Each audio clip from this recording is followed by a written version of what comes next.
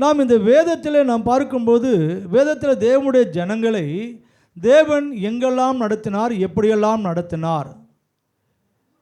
இந்த எகிப்து தேசத்திலே அடிமைப்பட்டிருந்த ஜனங்களை ஆண்டவர் என்ன செஞ்சார், அந்த ஆசீர்வாதங்களை பெறுவதற்காக, வாக்கு தத்தங்களை பெறுவதற்காக காத்து கொண்டிருக்கிற ஜனங்கள், வாக்கு சொல்லப்பட்ட ஜனங்கள்.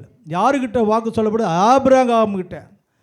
ஆபிரகாம் கிட்ட என்ன சொல்லிட்டாரு, நீ உன் பிள்ளைகளும் உன் சந்ததியெல்லாம் வானத்தின் நட்சத்திரத்தை போலவும் கடற்கரை திரளான மணலத்தினயமாக இருப்பார்கள். அப்போது யாருக்கு? ஆபிரகாமுக்கு குழந்தையே இல்லை. ஆனால் ஆண்டவர் சொன்னார், அதை அப்படியே விசுவாசித்தார். யார்? ஆபிரகாம். அதை விசுவாசித்தபடியே ஆண்டவர் ஆபிரகாமுக்கு ஈசாக்கை கொடுத்தார். ஈசாக்குக்கு அப்புறம் என்ன வந்தது? ஆமாம், ஏசா, யாக்கோப்பு எல்லாமே இப்படி வந்தாங்க. அதுக்கப்புறம் அவர்கள் திரளான ஜனங்களாக எகிப்தில் அவர்கள் போய் சேர்ந்தார்கள். அவர்கள் வாக்குத்தத்தங்களையும் நன்மைகளையும் ஆசீர்வாதங்களையும் பெற்றுக்கொண்டு உள்ளே இருக்கிறார்கள். அவர்களை ஆண்டவர் விடுதலையாக்கி கொண்டு வந்தார் மோசேயின் மூலியமாக. பிறகு மோசே காலம் முடிந்த பிறகு யோசுவா இடத்துல கொண்டு வந்தார். யோசுவா இந்த நதியை தாண்டி போக வேண்டும். ஒரு ஆசீர்வாதத்தை அடையணும்னா பல தடைகள் இருக்கும். அந்த தடைகளெல்லாம் தாண்டி போகணும். சில தடைகளை நம்மால் முடியாது. சில தடைகளை ஆண்டவரே என்ன செய்வார், அந்த தடைகளெல்லாம் அவரே நீக்கி போடுவார். அப்போ பெரிய தடைகள் எல்லாம் ஆண்டவர் தான் நீக்கி போட வேண்டும். அதற்கு அவர் வரணும். நம்முடைய வாழ்க்கையில் அற்புதங்களும் அதிசயம் நடக்கணும்னு சொன்னால் அவர் வரணும். அந்த ஜனத்துக்கு என்ன செய்கிறாங்க, எல்லாம் உட்கார்ந்துருக்குறாங்க. முன்னாடி என்ன இருக்குது? அங்கே யோர்தான் நதி இருக்குது. அந்த யோர்தான் நதியை என்ன செய்யணும்? தாண்டணும். அப்போ யோர்தான் நதி என்ன செய்யணும்? வற்றி போகணும். அது கூடாத ஒரு காரியம். ஆனாலும் அவர்கள் ஜெபித்து கொண்டிருக்கிறார்கள்.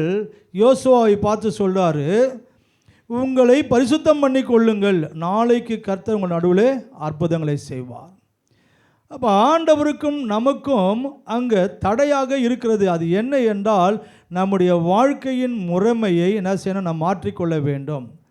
தேவன் பரிசுத்தம் உள்ளவர். நாம் ஆராதிக்கிற தேவன் பரிசுத்தம் உள்ள தேவன்.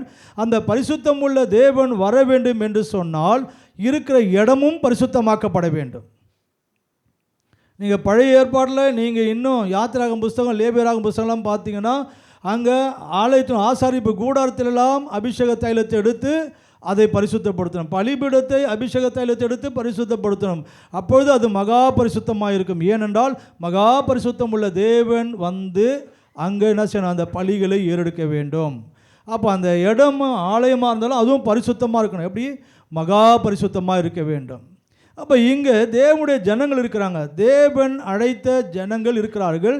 இந்த ஜனங்கள் ஆசீர்வாதத்தை அடையும்படிக்கு இவர்கள் தாண்டி போக வேண்டும்.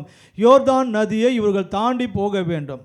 அந்த யோர்தான் நதியை கடக்கக்கூடாத அளவுக்கு இது போன்ற இன்றைக்கு இருக்கிற இப்பொழுது மழை காலத்தில் போல பாருங்கள், சும்மா இருந்த ஆறெல்லாம் தண்ணி நான் செய்து புரண்டு ஓடுது. அது போல் அங்கே தண்ணீர் புரண்டு ஓடுகிற ஒரு காலமாக இருக்கிறது. அப்படியாப்பட்ட இடத்துல அங்கே ஒரு அற்புதம் நடக்கணும். அதற்கு ஆண்டவர் சொல்கிறாரு, யார் வரணும்? நான் தான் வரணும். அற்புதத்தையும் அதிசயத்தையும் செய்கிற சர்வ வல்லமை உள்ள தேவன் வந்தால் தான் அங்கே அற்புதம் நடக்கணும். அவர் வரணும்னு சொன்னால் அங்கே என்ன இருக்கணும்? பரிசுத்தம் இருக்கணும். பரிசுத்தத்தோடு தான் பரிசுத்தம் சேர்க்கப்படும்.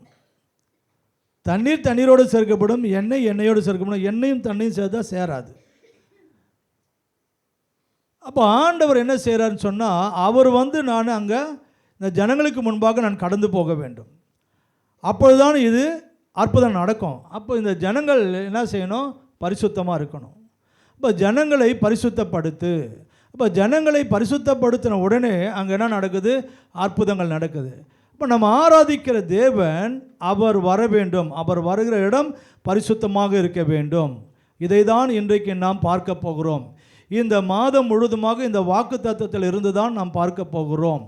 நம்முடைய வாழ்க்கை என்ன இருக்கணும்? பரிசுத்தமான ஒரு வாழ்க்கையாக இருக்க வேண்டும். நாம் ஆராதிக்கிற தேவன் அவர் மிகவும் மிகவும் மகா மகா பெரிய தேவன். அவர் மிகவும் பரிசுத்தமுள்ள தேவன். அவரோடு கூட யாரையும் ஒப்பிட முடியாது, எங்கேயும் சேர்க்க முடியாது. ஆகையினால தேவன் ஒருவர் வந்து செயல்பட வேண்டும் என்றால் அந்த இடம் பரிசுத்தமாக இருக்க வேண்டும்.